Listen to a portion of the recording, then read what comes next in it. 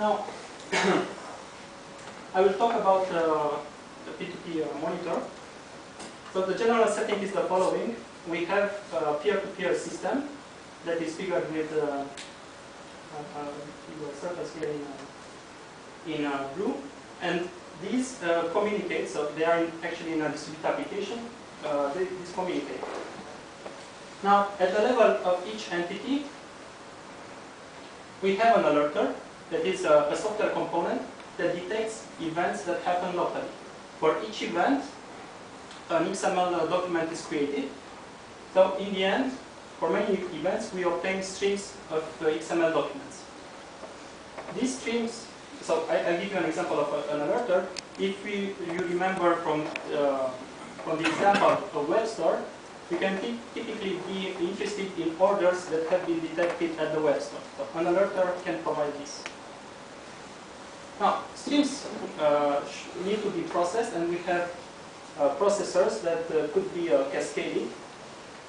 And in the end, we obtain a stream of notifications that are either published on the web, for instance in RSS feeds, either written in a database, or transformed into actions on the monitored system itself. Observe that P2P monitor could serve for implementing a feedback mechanism into the system, to the monitored system. Now, peer-to-peer monitor is itself a P2P system.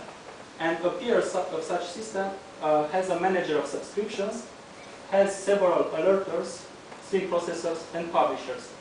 Alerters could be of many types, like alerters for communications, or for updates in databases, or for modifications in files.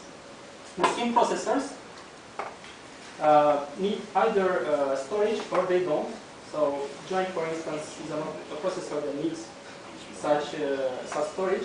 And publishers typically take care of the dissemination of the information, either outside the system, okay, so by sending emails, for instance, or inside the system.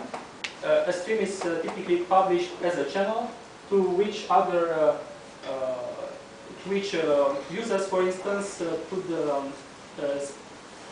so actually users could specify subscriptions and use the name of the channels. So they become new sources of information in the system. Now, we can subscribe to this system using a language that is very similar to XQuery. That is the standard language for querying XML documents. So typically we have the clauses of XQuery here, plus a new one that stands for publications means. To give you an example, let us suppose that we are interested in Yahoo orders that are observed at the web store.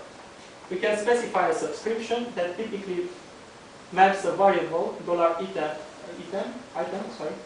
to an alerter. So we actually monitor a web service here. We specify conditions so that the service be input orders, for instance, and that the orders that are detected belong to the client Yahoo. And then we just extract the order and publish it on a channel, on a particular channel that we name orders Yahoo at the monitor of the website.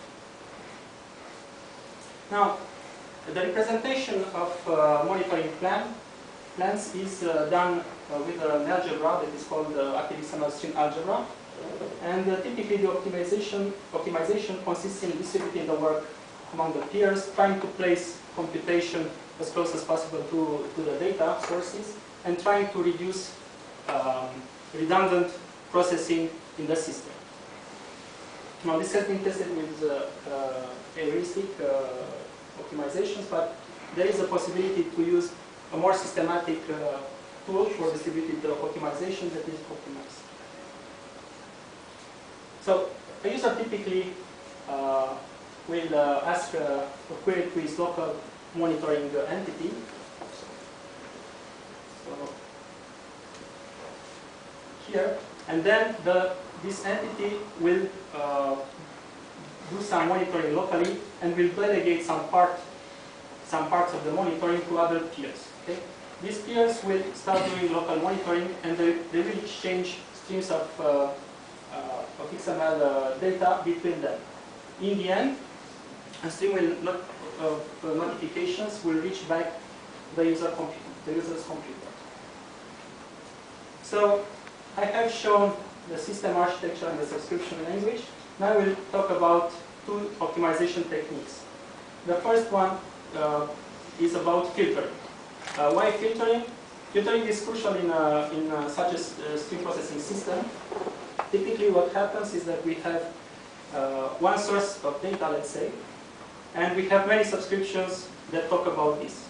And because we have many subscriptions, this cannot be matched against an item on the stream in a subscription by subscription manner. They need to be matched by set. So the particular context that we have here is that we have active documents, and we actually take this into account by representing critical information about the events that we monitor as extensional data, so data on the stream, while the details are kept near the alerter and are accessible when needed. So this is the intentional part of ActiveXML. Now, there is an advantage that the traffic is reduced in many cases, but there is also a disadvantage that whenever there are subscriptions that are interested in events, and there is not enough extensional information. The information needs to be searched near the alerters through web services. So this penalizes the system. Now our problem is how to filter efficiently streams of XML documents against many subscriptions. We propose a solution that consists that is called two-stage filtering, and that has as hypothesis that the attributes of the root of the XML document typically store the most important information concerning an event. The details are provided intentionally. A subscription is a conjunctive formula that has as conjuncts two types of conditions. First, simple conditions that are attribute equals value, so it's about the attributes of the XML document root. And the other one that are complex and look at the body of the XML document. So these are XPath queries. We have used two structures that have been described in literature that are particularly effective for each of the two classes of conditions. That this typically groups together conditions by some common properties. Okay? So that allows processing subscriptions as above. Now, how does it work? Whenever we have an XML document, in the first stage, we read the tag of the root, we evaluate the atomic event set algorithm, and we detect the complex queries that still need to be evaluated. So remember, complex conditions are in conjunction with simple conditions.